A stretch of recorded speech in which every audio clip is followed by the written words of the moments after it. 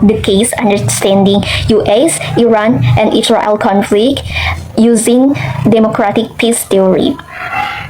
The conflict between Iran, Israel, and the United States has developed over decades and is rooted in ideological, political, and security tension in the Middle East. Since the 1979 Iranian Revolution and the establishment of the Islamic Republic, relation between Iran and the United States has been hostile. The United States has frequently viewed Iran as a threat to interests in the region due to Iran's military capabilities, nuclear programs, and support from arms groups in the Middle East. This is said from Zainab et al. In 2025. The rivalry between Iran and Israel also a major factor in regional instability. Iran has support proxy groups such as Hezbollah and Hamas, while Israel considers Iran's regional influence and nuclear ambition as a serious security threat. As a result, the conflict has involved in direct confrontation such as cyber operation, covert action, and attacks on Iranian support force in Syria, according to Zainab et al. Too in 2025.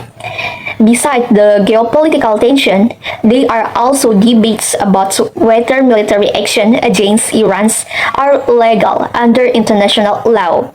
According to the UN Charter in Article 2.4, all countries are not allowed to threaten or use military force against the territorial integrity or political independence of another country. In the international system, only UN Security Council has the authority to approve the use of force if a country is considered a threat to international peace. This is said from Hurt in 27. The only exception is Article 51, which allows a country to use force for self-defense if it experiences an armed attack. However, many scholars still debate whether preemptive attacks can be justified legal. Meaning, as far as argue, international law does not clearly allow attacks based on reasons such as regime change, humanitarian claims, or preventing country from possible developing nuclear weapons. This is said from UN Charter in 2016. Beyond the legal debate, the conflict between the United States and Iran has significant implications for regional security in the Middle East. Escalating tension, economic sanctions, and military strategies have contributed to instability in the region and increased the risks of wider conflict involving other states and non-state actors. According to Otubu, FEB, and Sanubi in 2023, the rivalry between the United States and Iran has become one of the major security challenges in the Middle East because it influences regional alliance, military strategies, and geopolitical dynamics. Okay guys, we're moving on to the next part, which is the explanation of the theory we use in this case. So, in this case, we're gonna use the democratic peace theory, or shortly we call DPT. And what is the DPT? DPT is actually a specific theory under the liberalism in international relation. So, it was first introduced by Immanuel Kant back in the 1795 in his essay called Perpetual Peace. But later, it developed further and explained more by Michael Doyle and Bruce Rosset. The main idea is simple. Democracy almost never go to war with each other, but they can fight with non-democracies. Why is that? Because in a democracy, leaders are held accountable for their own people. They share similar values, and the system itself make it hard for them to just rush into the war. So, DPT actually has two important main points. The first one is the monadic claim, and the second one is the dyadic claim. Let's talk first about the monadic claim. The monadic claim says that democracies in general tend to be more peaceful in their foreign policy, just like the names, democratic peace theory. So it tend to be more peaceful. This is because democratic leaders are accountable for their citizens, and citizens are the ones who actually feel the cost of the war if that happens, whether that's losing family members, paying higher taxes, or dealing with the loss of family member or the struggling of economy.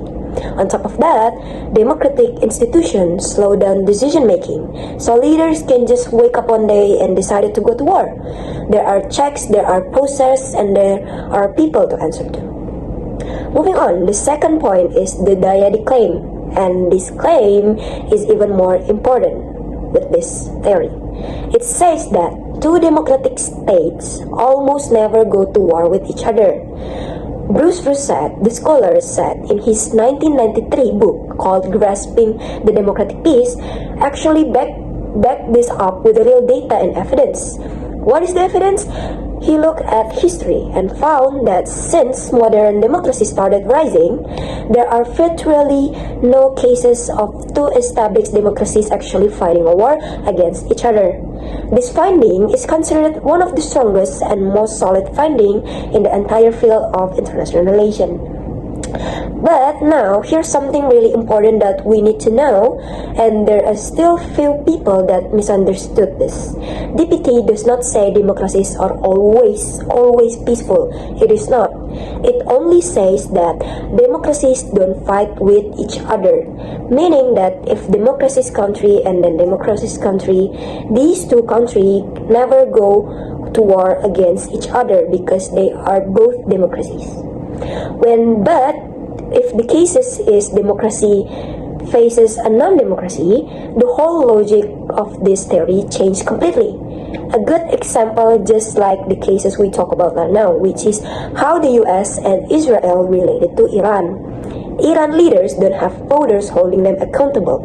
There is no free press openly criticizing their decision, and there is no strong legislature that can push back or block their moves.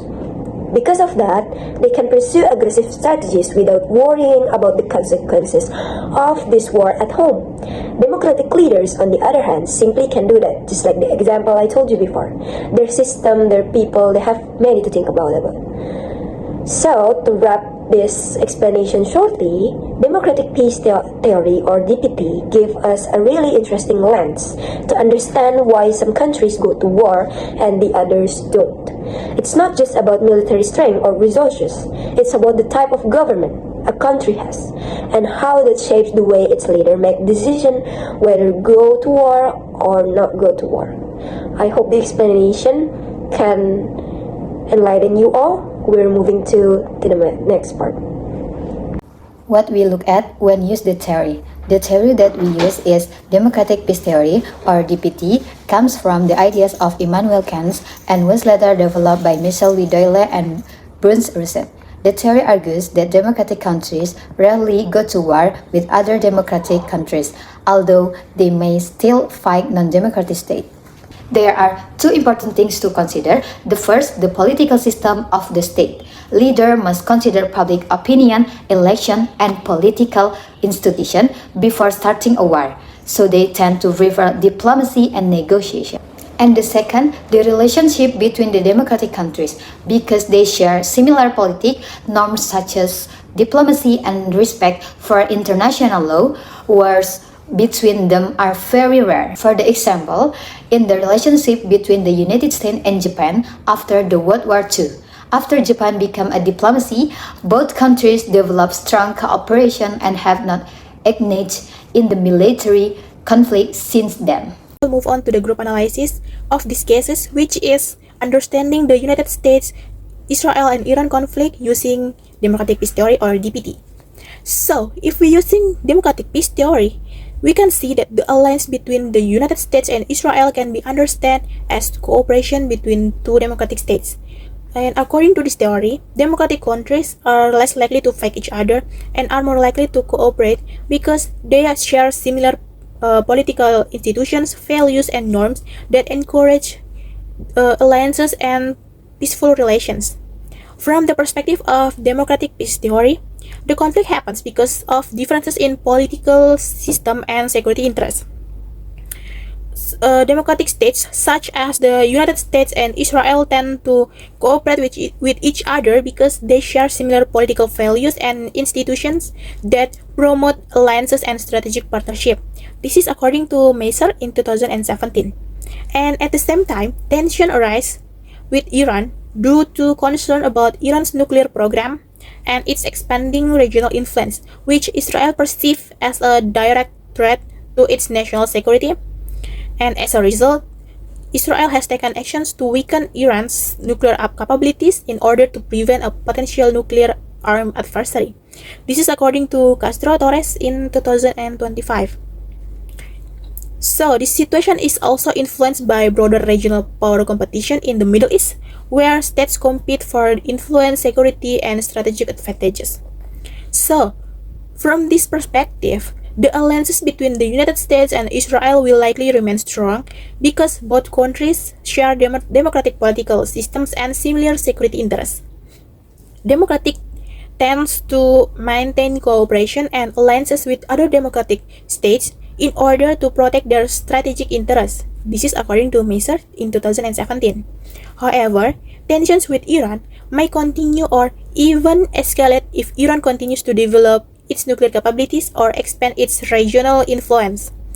Israel has historically shown that it is willing to take preventive actions to stop potential adversary from acquiring nuclear weapons. This is according to Castro Terros in 2025.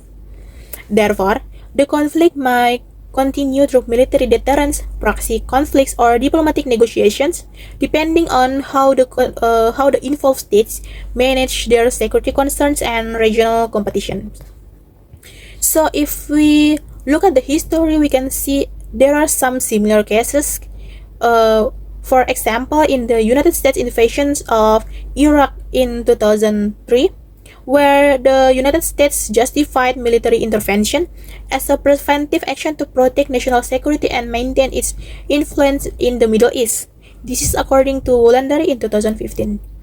And another example is the long-standing rivalry between Saudi Arabia and Iran, where competition for regional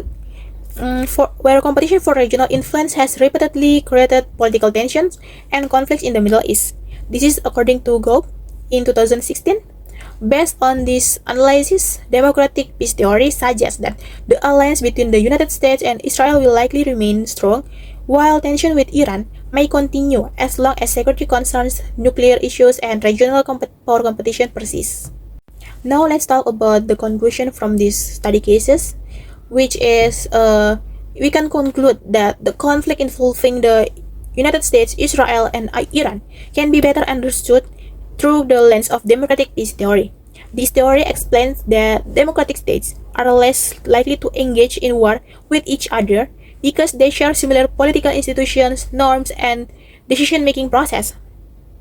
This helps explain why the United States and Israel maintain a strong alliances and cooperate closely in political, military, and security matters. And also at the same time, the tension with Iran continue largely because of differences in political system and competing security interests. Iran's nuclear program and its regional influences are perceived by Israel and United States as potential threats, which increases mistrust and strategic competition in the Middle East. And as a result, the conflict often appears in the form of indirect confrontation, military deterrence, sanctions, and diplomatic pressure rather than the direct large-scale war. Therefore, the democratic peace theory suggests that cooperation between democratic states such as the United States and Israel will likely remain strong, while tension with Iran might persist as long as security concerns and nuclear issues and regional power competition continue to shape the political dynamics in the Middle East. So, that's all from us. We hope that from our explanation in this video, you can have a broader view or broader perspective regarding the issues, which is the United States, Israel, and Iran conflict. That also you can know about the democratic peace theory that we use in this video as tools to analyze the issues. So thank you for watching and see you. Thank you.